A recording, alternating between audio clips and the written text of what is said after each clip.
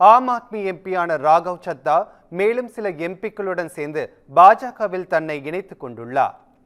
ஆம் ஆத்மியின் முக்கிய நிகழ்வுகளில் பங்கேற்காமல் தவிர்த்து வந்த ராகவ் சத்தாவை கட்சியின் மாநிலங்களவை துணைத் தலைவர் பதவியிலிருந்து கட்சி தலைமை நீக்கியது.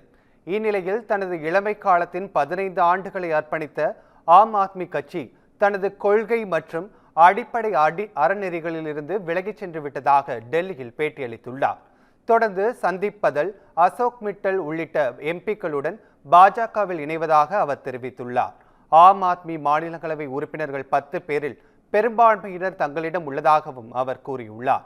ஊழலை ஒழிக்க வந்த கட்சி இப்போது ஊழல் கட்சியாகிவிட்டதால் விலகும் முடிவை எடுத்ததாகவும் ராகவ் சத்தா குறிப்பிட்டுள்ளார்.